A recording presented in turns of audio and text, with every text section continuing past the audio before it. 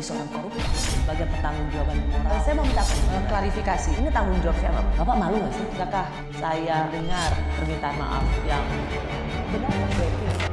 Orang-orang menjadi korban.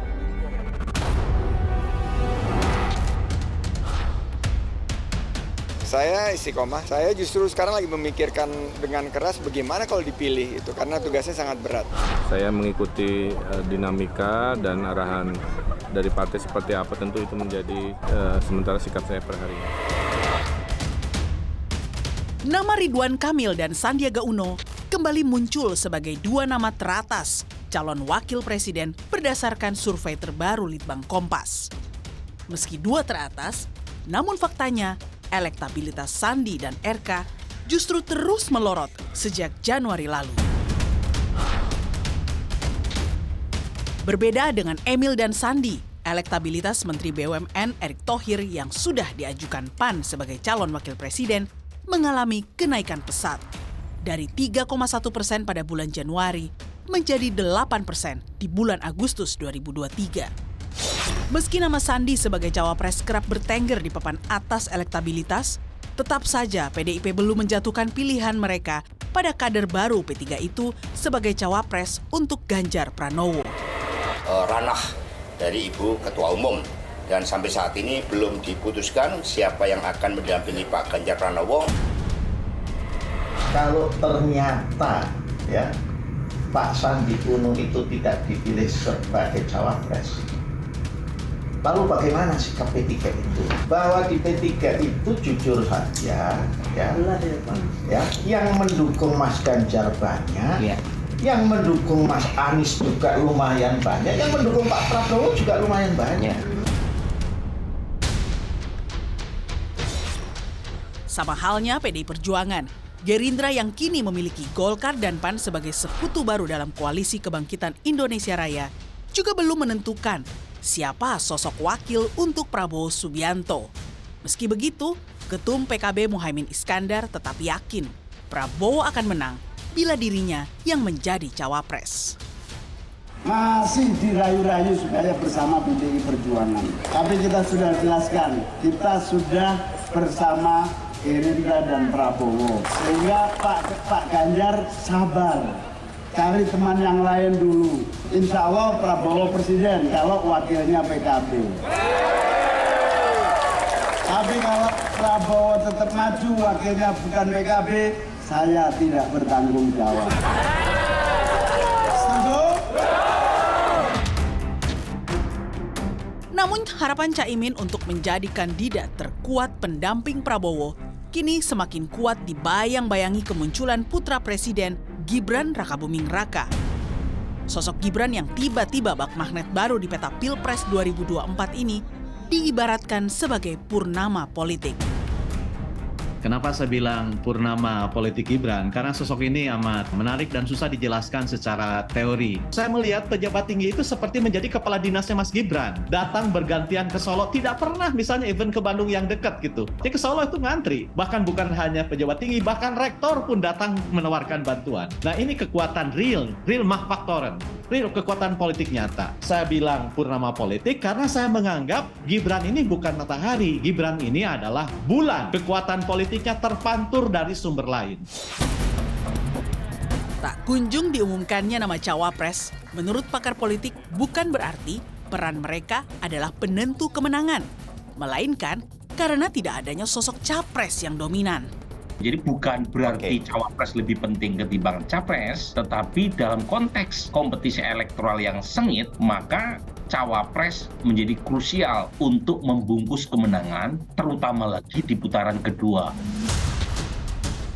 2 bulan menjelang tahapan pendaftaran capres dan cawapres pada 19 Oktober 2023. Teka-teki siapa saja yang menjadi calon orang nomor 2 di Indonesia akan terus bergulir. Bahkan bukan tak mungkin, cawapres yang terpilih adalah sosok di luar radar survei.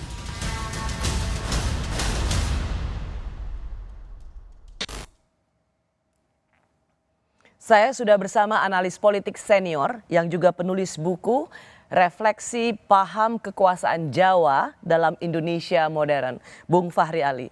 Bung Fahri Ali, terima kasih sudah di Rosi. Yes.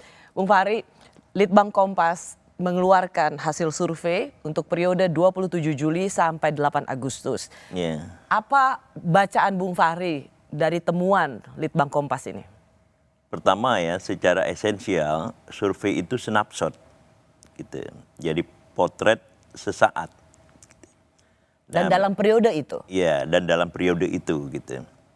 Nah, kendati pun demikian, wajah seseorang atau materi yang kita foto itu kan berproses dari sebelumnya juga, gitu, sampai kemudian wujud ketika dia difoto, gitu. Nah, jadi tentu setelah itu kita tidak tahu berubah atau tidak, gitu. Tetapi yang jelas kalau kita lihat ya pada tingkat approval ya Presiden Jokowi, maka memang ya kita lihat sesuatu yang agak luar biasa. Gitu. Kenapa kita katakan agak luar biasa? Karena tingkat approval-nya itu tidak pernah berubah sejak sebelumnya. Gitu.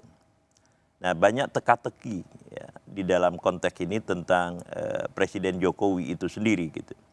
Tetapi secara konseptual saya ingin mengatakan bahwa Jokowi itu telah muncul sebagai sosok ya, yang menandingi kedikdayaan partai-partai politik. Gitu. Jadi Jokowi itu sendiri sudah menjadi partai. Ya, kalau kita lihat di hasil temuan Litbang Kompas, ada 18% naik lagi. Sebelumnya 15%, naik lagi ke 18%. Bung Fahri, mereka akan memilih calon presiden, akan memilih presiden kalau itu didukung oleh Pak Jokowi. 18% itu udah partai politik. Iya, tapi saya bahkan lebih dari itu yang mau saya katakan adalah bahwa dia adalah seorang tokoh yang tidak punya partai politik, tetapi hampir seluruh ya gerak-gerik dan dinamika yang berlangsung pada partai-partai politik itu adalah pantulan dari pengaruh kekuasaan yang dia miliki, gitu. Jadi di dalam beberapa hal kalau kita sedikit mau melebih-lebihkan, Jokowi ini itu justru ya kekuasaannya atau pengaruhnya itu melebihi partai-partai politik. Gitu. Hanya menariknya begini, Bung Fahri, dalam temuan survei Kompas 27 Juli sampai 7 Agustus lalu, dukungan kalau didukung oleh Presiden Jokowi, Ganjar itu hanya naik 0,8%. Yeah. Jadi sebenarnya tidak terlalu signifikan. Yeah. Sementara Prabowo naiknya 3,8%. Yeah. Tinggi sih untuk Prabowo, meskipun dengan seluruh upaya identikkan dengan Presiden Jokowi atau selalu ingin bersama, 3,8% ya oke lah. Tetapi untuk ditanyakan apakah akan melanjutkan program Jokowi, itu justru kenaikan para calon presiden ini atau bakal calon presiden ini naiknya lebih tinggi. Ganjar bahkan naik 4,1%. 2,8%, lebih tinggi daripada 0,8%. Pak Prabowo 4,1%. Artinya betul. Orang juga ingin lebih melihat programnya yang dilanjutkan daripada hanya didukung oleh Presiden Jokowi. Jadi begini, saya gembira dengan hal yang terakhir itu, ya, bahwa program menjadi lebih penting daripada didukung oleh Jokowi. Tetapi kalau kita bicara tentang snapshot itu tadi ya, maka sangat terlihat sekali bahwa gerak-gerik yang dilakukan oleh Presiden Jokowi atau Jokowi lah ya, as an political actor di sini itu sangat mempengaruhi tingkah laku dan gerak-gerik partai-partai politik, gitu, dalam hal ini, gitu. Nah, bahwa kemudian masih dipertanyakan ya, apakah dukungannya atau endorsementnya terhadap salah satu calon itu kemudian berpengaruh secara signifikan, masih akan kita lihat. Masih harus terus dilihat dan diuji lagi. Betul. Nah kalau begitu, sorry Bung Fahri, kalau gitu apa yang baru buat seorang Ganjar? Kalau misalnya dukungan itu ya hanya sekitar 0,8%, apa yang baru untuk Ganjar? Tidak ada yang baru sebenarnya. Dari dulu ya, di dalam pandangan saya, Ganjar itu sudah mendapatkan captive market. gitu. Jadi pasar menetap yaitu para pendukung PDIP. Apalagi kalau kita lihat ya dominasinya itu akan berada di Jawa Tengah gitu. Itu akan sesuatu yang susah sekali bisa diperoleh ya. Sementara kemudian Jawa Timur dengan Jawa Barat ya masih sangat tentatif gitu. Tetapi tidak ada satupun calon-calon ya bacalon ya, bakal calon presiden yang kita lihat yang 3 ini tadi itu menguasai suatu wilayah Jawa Tengah. Ya. Sementara kemudian Jawa Timur adalah kalau mau sedikit dilebih-lebihkan terra incognita, suatu wilayah yang belum dikenal sama sekali oleh para calon-calon bacalon ya, partai-partai politik ini gitu.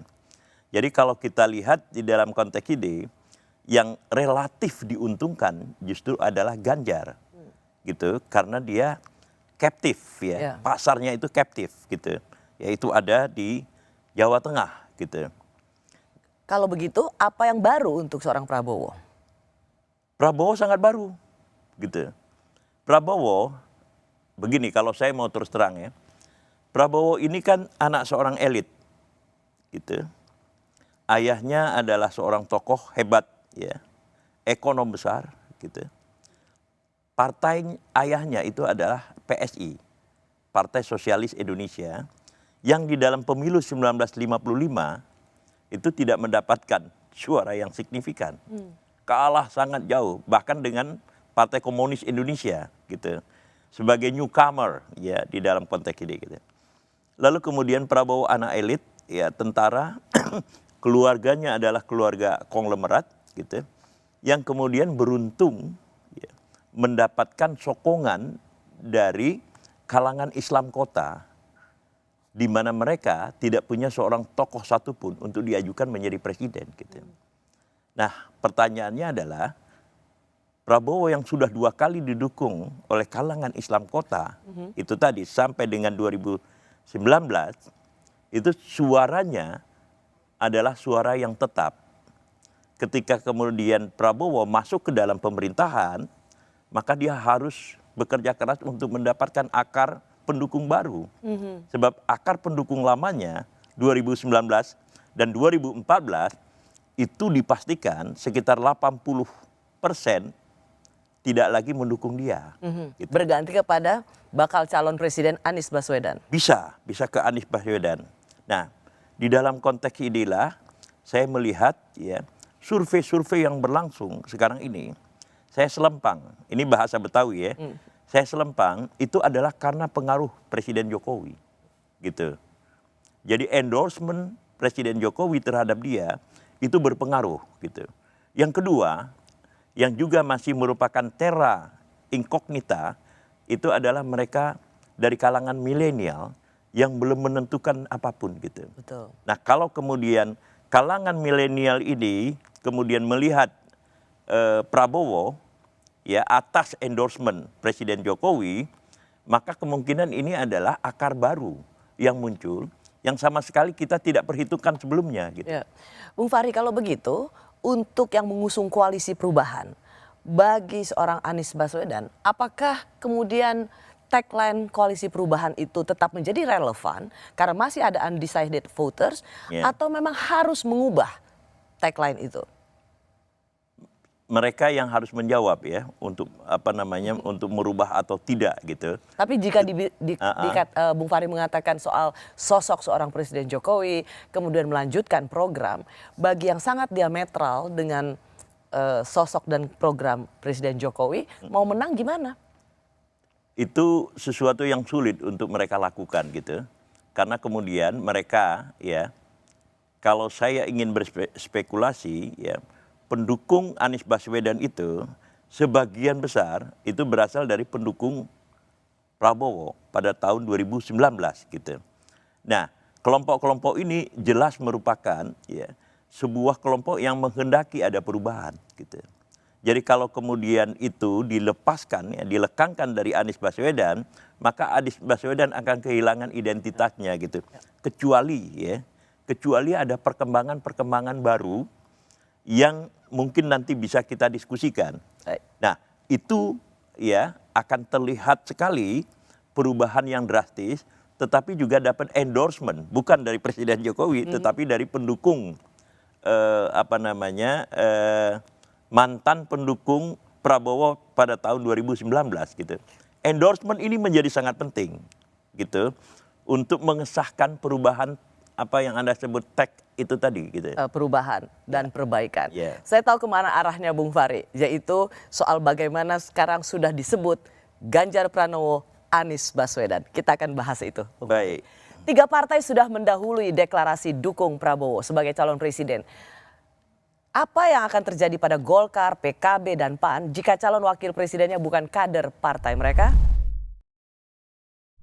Saya masih bersama analis politik senior yang juga pernah menjabat kepala program penelitian di LP3ES, Bung Fahri Ali. Bung Fahri, kalau kita bicara, ini tidak terekam dalam atau tidak terpotret dalam Litbang Kompas, yaitu koalisi yang bergabung bersama Gerindra, PAN, PKB, dan Golkar. Kalau kita lihat deklarasi ini, apakah dalam rekam jejak pemilu-pemilu sebelumnya, janji kerjasama seperti ini memang sejalan dengan kemenangan? Tidak. Gitu. Tidak ya? Tidak, itu di dalam pengertian begini, apa yang terjadi ya di dalam politik tahun 2023 yang kemudian akan berpengaruh terhadap 2024 ini, itu adalah kembali ya, Anda suka atau tidak suka, kemunculan seorang tokoh yang berpengaruh gitu. Jadi pengelompokan yang berlangsung sekarang ini, apa yang Anda sebut dengan koalisi, itu tidak ditentukan oleh kesamaan ideologi di antara mereka gitu. Tidak juga ditentukan oleh kesamaan program.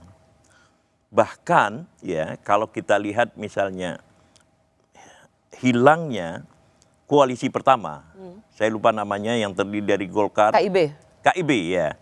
KIB ya, Golkar, PAN, dan P3 hilang dengan begitu saja, itu menunjukkan bahwa pada dasarnya mereka berdiri ya pada tataran yang sangat lemah, yang goyah di antaranya gitu. Nah yang mengatur ini ya, kalau saya ingin berspekulasi, tetapi saya kira publik juga menerima, itu adalah Presiden Jokowi gitu.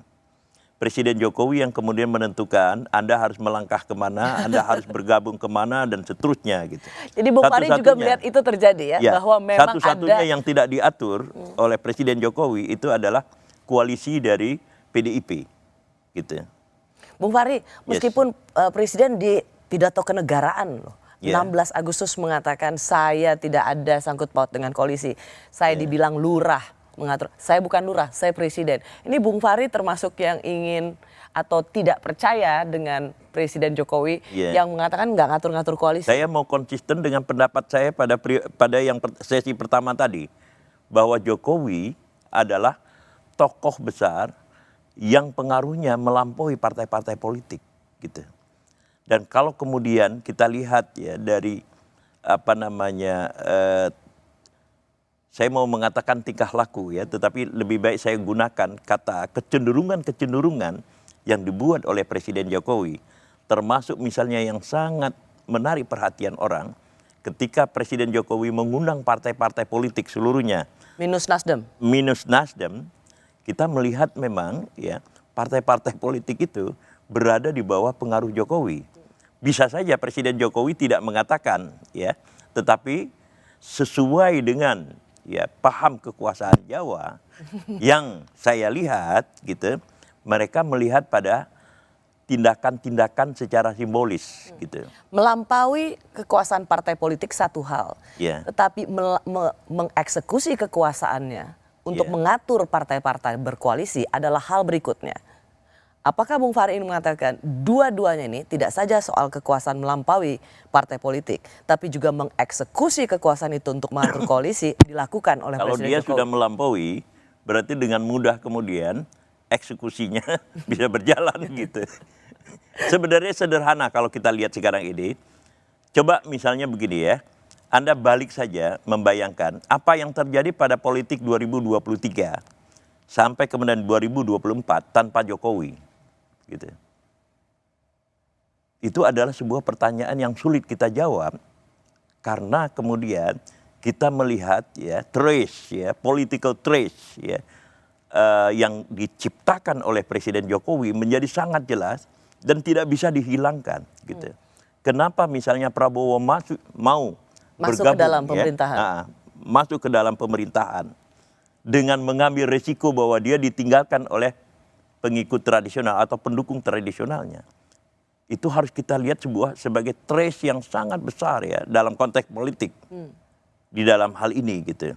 Nah, kenapa ya walaupun mungkin ya kita akan membicarakan nanti ya, kenapa kemudian anak-anak Jokowi ya, apakah yang semuanya dari Solo ya, tetapi ada yang ingin ke Depok, ada yang ingin menjadi gubernur, ada yang bahkan diisukan menjadi wapres ya sekarang ini, itu accepted ya, seakan-akan accepted pada tingkat publik.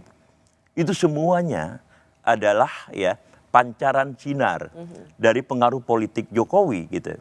Tidak ada seorang presiden pun di dalam sejarah Indonesia kita lihat sekuat itu. Ya, gitu.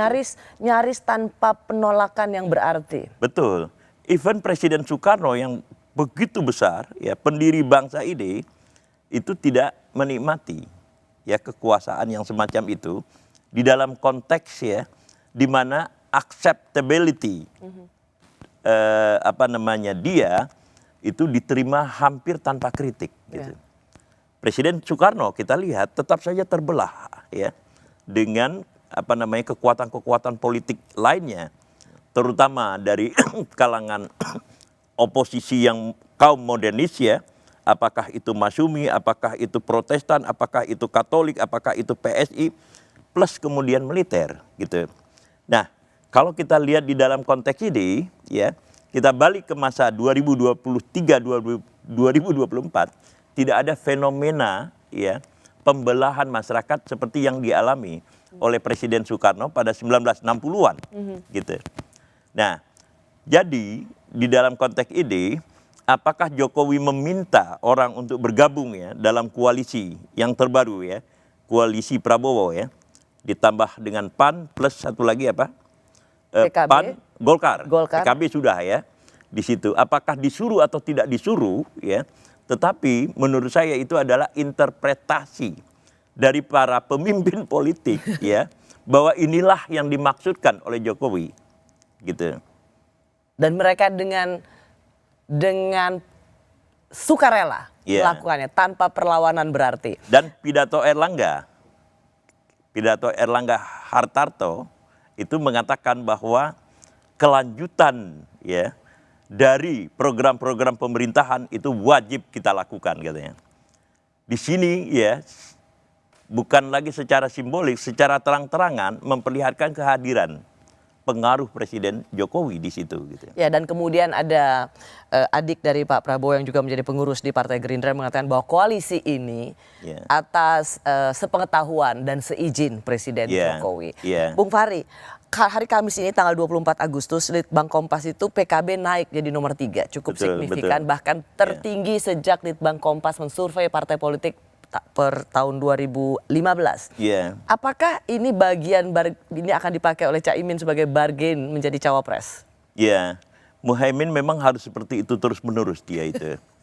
Maksud saya begini ya, dia ini agak unik ya, dia memenangkan pertarungan dengan omnya sendiri, Kiai Abdurrahman Wahid ya. Lalu kemudian dia bisa bertahan menjadi ketua umum terpanjang ya setelah Mbak Megawati ya, untuk memimpin sebuah partai yang tidak bisa dikatakan kecil gitu. Nah, menguasai Jawa Timur. Dan menguasai Jawa Timur. Nah, yang ketiga adalah sikapnya yang terus terang gitu. Sikapnya yang terus terang itu kadang-kadang memang menimbulkan kejengahan gitu. Tetapi di dalam konteks politik ya, kesan saya diperlukan gitu. Seperti yang kita lihat tadi itu gitu. Nah, ketiga, ini hipotesis ya. Hipotesis saya mengatakan bahwa ya tidak ada pengaruhnya apa yang dipidatokan oleh Ketua Umum PBNU Yahya Saquf ya, bahwa PKB itu bukanlah ya bagian integral dari NU gitu. kalau misalnya hasil survei itu mau kita pegang gitu. Jadi di dalam konteks ini PKB itu seakan-akan sudah bergerak secara otonom tersendiri. Lalu kemudian persinggungannya dengan politik dia selalu ditampilkan dan seterusnya itu justru ya menunjukkan ya atau meningkatkan tingkat approval para pemilih terhadap PKB itu sendiri gitu. Kalau begitu, koalisi ini akan tetap jalan meski Pak Prabowo wakilnya bisa yang berbeda. Tadi kita bilang Caimin mengatakan kalau mau menang Pak Prabowo harus Caimin wakilnya. Kalau misalnya wakilnya berbeda, apakah menurut Anda dari rekam jejak PKB dan seorang Muhaimin Iskandar akan tetap bersama di koalisi ini atau memang mengiyakan godaan dari PD Perjuangan atau tawaran dari PD Perjuangan? Ya, kalau saya melihat kita tunggu sampai September ya. September ini, ya September kan tinggal bulan depan ya. September ini itu semuanya akan mengerucut. Oke, kalau begitu pertanyaan saya ganti. Apa masing-masing kan pengen punya wakilnya sendiri? Betul. Pasti dari Golkar ingin menjadi wakilnya Pak Prabowo, Erlangga. Betul. Dari PAN juga ingin wakilnya adalah Erick Thohir. Erick Thohir ya. Dan PKB lebih duluan mengikat janji. Betul ya. Pasti Tapi ada. gini. Kalau wakilnya ternyata di luar 3 partai ini, tetap solid atau bubar jalan? Gini, di antara semuanya itu yang relatif lebih independen itu adalah Muhaimin Iskandar. Independen dari? Dari ya pengaruh Presiden Jokowi di dalam konteks ini, di dalam konteks memilih wapres gitu. Jadi ya kesan saya ya, saya harap saya salah. Kesan saya PAN Golkar itu akan menurut apa yang kemudian siapapun calon wakil presidennya Prabowo di luar nama partai mereka. You are right, gitu. Kecuali ini tadi, Muhaimin. Jadi kemungkinan Muhaimin hengkang juga besar, gitu. Karena dia sampai sekarang pun sebenarnya masih memasarkan diri kemana-mana, gitu. Dalam konteks ini. Jadi ini Muhaimin memang fenomena yang menarik di dalam politik karena dia sedikit mengontrol. Punya otonomi bagi dirinya sendiri gitu. Karena berbeda loh dengan 2 ketua umum lainnya, PAN dan Golkar. Yang tidak otonom terhadap. Relatif tidak otonom. Nah ini saya pakai kata-kata relatif tidak otonom. Gitu. Bung Fahri kalau begitu kita juga melihat barusan dalam beberapa hari terakhir ini ada Ketua Bapilu dari Partai Demokrat, seorang aktivis juga. Andi Arief mengatakan kalau Demokrat dan PKS ya dengan Anies Baswedan, tapi ada partai lain yang pengkhianat gitu. Apakah ini juga Anda menunjukkan bahwa ada yang akan hengkang dari 3 koalisi perubahan ini? Anies. Ya, segala sesuatu bisa terjadi ya. Tapi di dalam konteks Nasdem ya, di dalam konteks Nasdem itu heavily depends on Anies di dalam konteks general election gitu. Yang diperlukan oleh Nasdem itu adalah mengangkat suara bagi anggota-anggota parlemennya melalui nama Anies gitu. Jadi ada kebutuhan kecil, Nasdem untuk tetap kecil kemungkinan mengusung dia akan Anies. pergi dari situ gitu. Nah, jadi itu adik saya ya, siapa tadi? Andi Arief. Andi Arief yang hebat itu belum tentu benar di dalam konteks ini. Nah, beda memang dengan PKS dan Demokrat, partainya Andi Arief. Mereka itu sudah punya pendukung tersendiri. Gitu. Jadi, di dalam konteks ini bukan Nasdem yang akan pergi gitu. Ya, kalau toh ada yang pergi, maka selain Nasdem. Gitu. Jadi Anda melihat ada ketergantungan Nasdem pada sosok Anies. Betul. Untuk dan meningkatkan. sekali dia meninggalkan Anies, habis namanya. Gitu. Semua partai politik saling berlomba umumkan siapa calon presidennya, tapi saling kunci umumkan cawapresnya.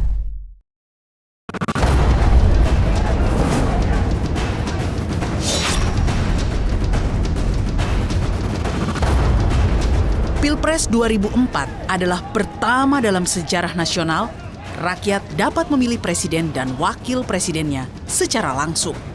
Kala itu, lembaga survei masih langka. Kemunculan sang capres pun sudah langsung bersama pasangan yang menjadi wakilnya.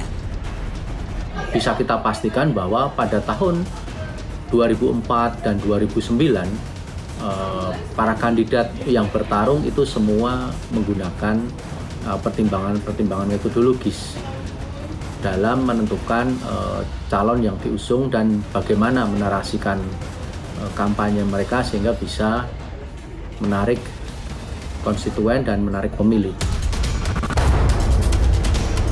5 tahun kemudian, tepatnya Pilpres 2009, kekuatan politik didominasi Partai Demokrat. Faktor dominan inilah yang membuat Susilo Bambang Yudhoyono tak pusing memilih siapa wakilnya. Ada masa di mana SBY itu sangat kuat di pemilu 2009 ketika istilahnya akan dipasangkan dengan siapapun pasti menang Pak SBY pada waktu itu. Kita masih ingat pada waktu itu ada polemik soal cawapres itu harus dari luar Jawa karena Pak SBY-nya kan orang Jawa. Nah, pada waktu itu juga ada polemik bahwa cawapres itu harus mewakili sipil karena Pak SBY kan mantan militer misalnya. Akhirnya kita melihat bahwa yang dipilih adalah Pak Budiono. Pada periode pertama, Pak JK. Getaran hati rakyat Indonesia. Semua yang kita kerjakan adalah untuk rakyat Indonesia. 4,5 tahun saya difitnah saya diam. Dijelek-jelekin saya juga diam. Dicela, direndah-rendahkan saya juga diam. Dihujat, dihina-hina saya juga diam. Tetapi hari ini di Jogja saya sampaikan saya akan lawan. Di situ ada kehati-hatian yang lebih di era Jokowi. Di era Jokowi pada tahun 2019 kemarin kita sama-sama tahu pada akhirnya Pak Jokowi memilih Kiai Haji Ma'ruf Amin. Itu bukan Pak Mahfud MD yang sudah digadang-gadang. Karena pertimbangan-pertimbangan yang sifatnya mengamankan isu-isu identitas sosial itu karena pada waktu itu memang marak sekali. Tekanan dan isu Pilpres 5 tahun lalu tentu sudah berbeda dengan Pilpres kali ini. Kebutuhan akan sosok cawapres penentu kemenangan menjadi PR bagi koalisi-koalisi pengusung capres. Saya masih bersama analis politik senior yang juga salah satu pendiri Lembaga Studi dan Pengembangan Etika Usaha LSPEU, Bapak Fahri Ali. Bung Fahri, saya mau tanya, kan selalu pengamat mengatakan pollster bilang kecil. Calon wakil presiden itu menyumbangkan elektabilitas paling besar 2%. Kalau memang itu terjadi sepanjang rekam jejak pemilihan presiden dan wakil presiden selama ini, kenapa sekarang heboh sekali dengan calon wakil presiden? Ya, salah satu hal yang menarik sekarang ini tidak ada lagi apa yang disampaikan tadi, calon wakil presiden harus dari luar Jawa. Itu menarik itu sebenarnya. Jadi seakan-akan itu terhapus ya di dalam ingatan publik. Karena apa? Karena orang berkonsentrasi pada wilayah-wilayah pendukung terbesar. Gitu. Hanya dicari dari wilayah-wilayah pendukung terbesar. Betul. Jadi memenangkan Jawa Timur, memenangkan Jawa Barat. Betul. Itu dia. Gitu. Nah, karena saya potong. Karena dulu waktu Pak SBY dengan Pak JK representasi luar Jawa. Betul, ya. Dan di 2014 juga itu. Betul, gitu. Nah, lalu sekarang ini ya kalau kita lihat pada 2019, maka representasinya itu adalah wilayah pendukung atau golongan pendukung. Yang secara kebetulan ya NU itu relatif ya terkonsolidasi sebagai pendukung sebuah kekuatan politik asal ya elitnya terakomodasi gitu.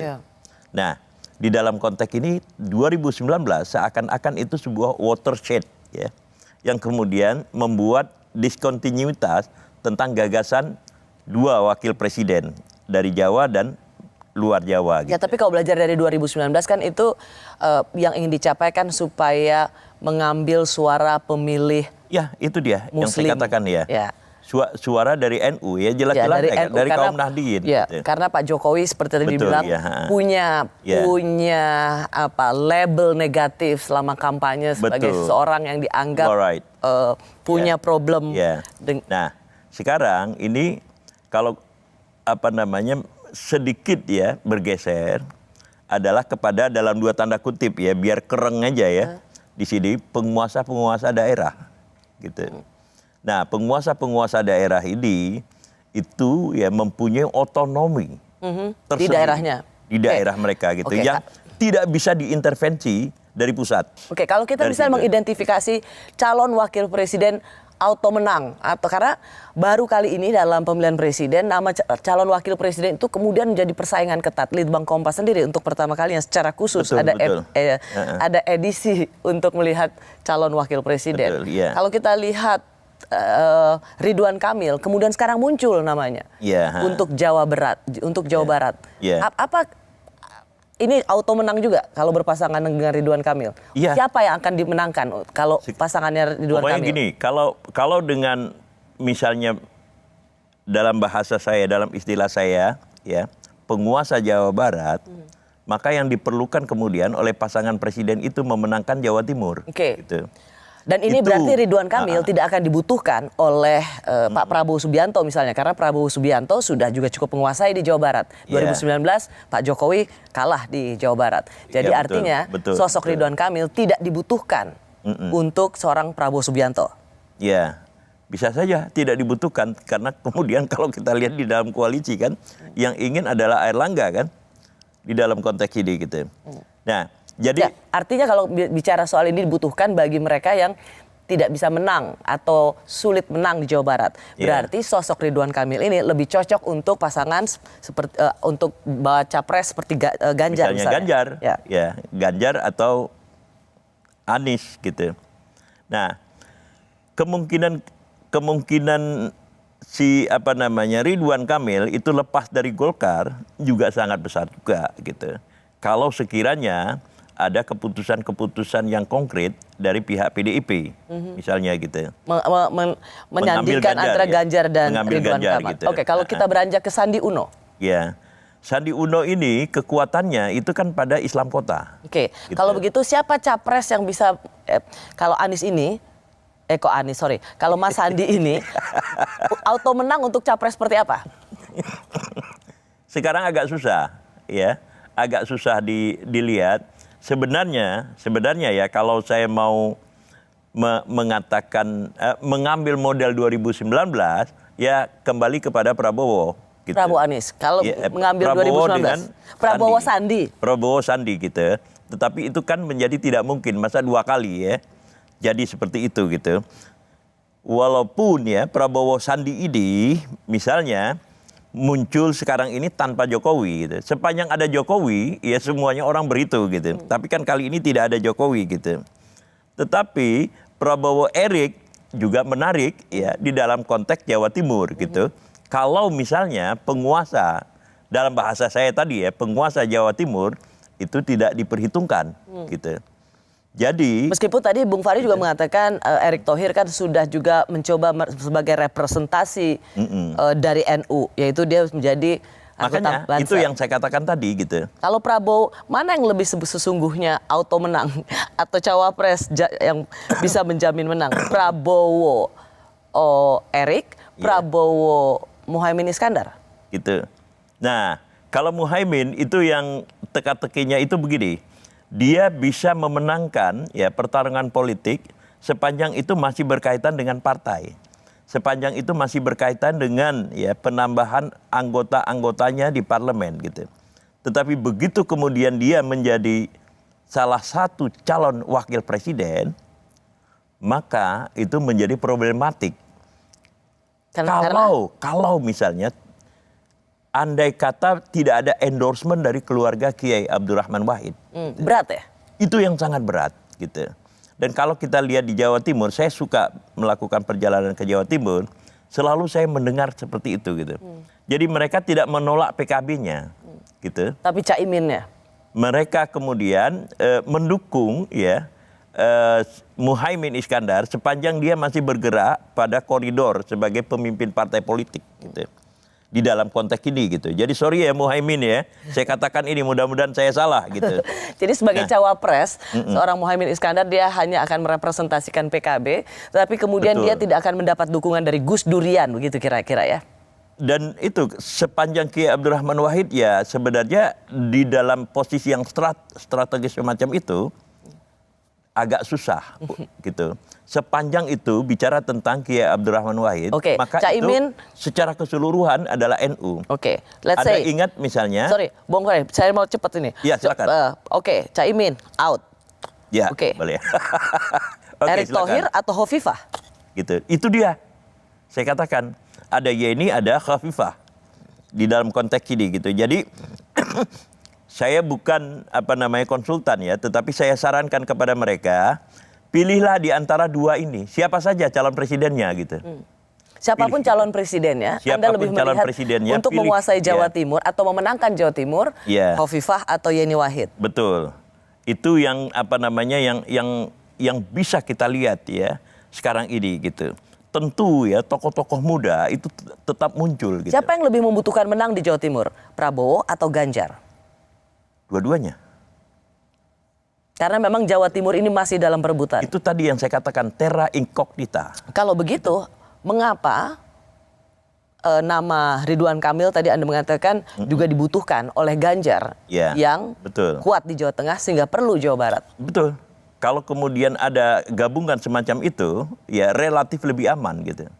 Karena the real pertarungan ya itu adalah akhirnya di Jawa Timur, tetap di Jawa Timur gitu.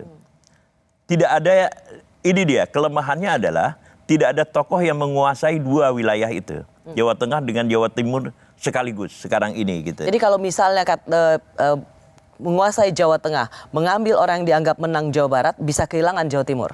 Ya, betul. Sangat betul. Jadi makin rumit ini situasinya gitu. Oke. Anda tadi sejak awal sudah mengatakan bisa saja ada kejutan. Kita bicara soal wakil presiden, Ganjar, Anies. Bisa menang atau bubar jalan? Ini menjadi pertanyaan yang sangat serius. Jika MK meloloskan uji materi ini dan membuka batas minimal capres dan cawapres, Mas Gibran akan ikut dalam bursa calon wakil presiden. Yang lebih pintar banyak, yang lebih senior banyak, itu. Ya, kalau gitu gini. Karena itu berarti boleh dong orang punya impresi dengan jawaban seperti itu. Mas Gibran mau jadi wakil presiden. Ya, itu kan sudah saya kasih jawaban. Jadi Mas Gibran tidak mau menjawab karena nanti ini jadi jejak digital. Ketika mengiyakan jadi wakil presiden, Mas Gibran nggak punya bukti apa-apa. Saya tidak pernah bilang menolak loh. Ya nggak kayak gitu juga sih ya. Masih bersama saya analis politik senior LP3S yang juga penulis refleksi paham kekuasaan Jawa dalam Indonesia modern. Bung Fahri Ali. Bung Fahri Ali, kita masuk dulu soal nama baru dalam bursa, yaitu seorang Gibran Rakabuming Raka, putra Presiden Jokowi. Kalau MK, semua partai politik mengatakan calon wakil presiden nunggu keputusan MK. Ini ada kaitannya dengan nama Gibran ya? Ya, ada kaitannya. Pasti ya? Pasti Kenapa? ada. Kalau MK memutuskan itu, pasti partai politik akan meminang Gibran. Meminang ya. Yakin tidak semuanya meminang. Tapi ingin menjadikan, ada hasrat. Yang bukan hanya ada hasrat, tindakan-tindakan konkret sudah dilakukan, yaitu oleh Prabowo gitu. Jelas ya Prabowo akan memilih Gibran di dalam konteks ini gitu. Nama Gibran memang masuk dalam radar survei calon wakil presiden, tapi masih di bawah. Masih kalah dengan Ridwan Kamil, masih kalah dengan Sandi Uno dan Erick Thohir. Ya, itu snapshot. Survei itu snapshot gitu. Dan jadi ini efek dari apa yang dikatakan oleh MK itu kemudian akan berpengaruh terhadap opini publik. Dan ini akan mengulang sejarah pemilu kita, pemilu presiden kita dan di 2004, 2009, 2014, 2019 calon wakil presidennya justru yang elektabilitasnya sama sekali tidak teratas. Ya, tidak teratas dan kadang-kadang tidak unpredictable di dalam konteks ini gitu. Tidak masuk radar. Ya. Nah, sekarang beginilah, saya sedikit mengulang, waktunya memang sempit sekali ya. Tetapi saya ingin mengatakan bahwa Jokowi itu masih merupakan faktor, gitu. Nah kalau misalnya Presiden Jokowi tidak ngomong apa-apa tentang urusan MK itu, ya, jadi kita bisa memahami sendiri gitu. Bung Fahri, kalau Presiden Jokowi memang faktor, tapi apakah itu juga akan menjadikan auto menang ketika anaknya menjadi wakil presiden? Belum tentu. Jaminan menang belum tentu. Ya. Tetapi kemudian proses kemulusannya ya menjadi calon wakil presiden itu bisa kita lihat gitu. Nah, tetapi apakah akan terpilih itu soal yang berbeda. Bahkan mungkin sangat berbeda gitu. Kontradiktif dong ya. Gitu. Kontradiktif. Pengaruh Jokowi sangat kuat, tetapi ketika anaknya sebagai calon wakil presiden ya, belum tentu menang. Itu belum tentu bisa gini. Jadi ekspektasi publik itu terhadap ayahnya, belum tentu kepada anaknya gitu. Di dalam konteks ini gitu. Jadi nggak apa-apa. Jadi pilih saja dia menjadi calon wakil presiden misalnya, no problem. Bahkan di dalam beberapa hal ada yang suka juga gitu. Di dalam konteks ini gitu. Oke, siapa lagi yang kita mau bicarakan? Ganjar Anies. Ganjar Anies. Nah, ini adalah sebuah terobosan yang menarik ya untuk kita lihat ya. Karena dia hanya akan terjadi gitu setelah MK. Gitu. MK memutuskan gitu. Ini akan terjadi setelah MK memutuskan boleh di bawah 40 tahun. Yeah. Lalu kemudian Gerindra dalam hal ini Pak Prabowo akan menjadikan Gibran sebagai calon wakil presidennya. Yeah. Maka Ganjar Anies terbuka peluang untuk bersatu. Gitu. Ini hal yang sangat menarik ya.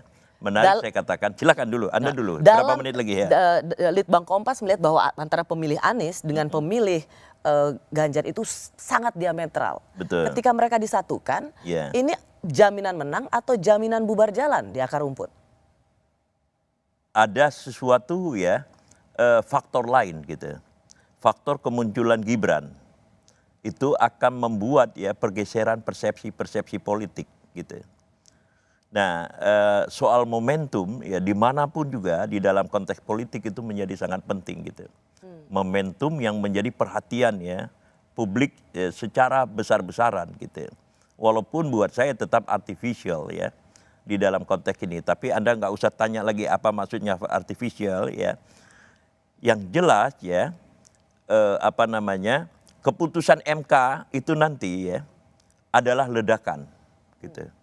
Ledakan tentang kesadaran publik, ledakan perasaan publik, ya, ledakan artikulasi politik yang sangat berbeda dari yang kita alami secara rutin sekarang ini. Gitu. Nah, kapan itu MK akan memutuskannya? Belum ada keputusan. Belum ada keputusan ya. Itu yang jelas sebelum Oktober ya. Ya, tapi Bung Fahri saya ingin lebih Anda straightforward karena saya tahu Anda seorang yang straightforward. Betul. Jadi ketika ada ledakan itu, apakah Anda ingin mengatakan kalau calon wakil presidennya seorang Gibran meskipun dia putra Pak Jokowi, maka itu juga akan justru akan menguntungkan pasangan Ganjar yang akan meminang misalnya bergabung menjadikan Anies Baswedan sebagai wakil presidennya karena ada kemarahan publik? Bisa seperti itu. Bisa seperti itu. Karena Anda menyebut ada ledakan ekspresi publik. Ya, betul. Jadi ya mereka mendukung Presiden Jokowi tapi tidak serta-merta kemudian menginginkan putranya wakil presiden. Betul, betul. Itu yang saya maksud gitu. Jadi kalau Anda lihat kalau ini memang benar-benar terjadi maka Prabowo Gibran, Prabowo Anies, Anda mengatakan bahwa,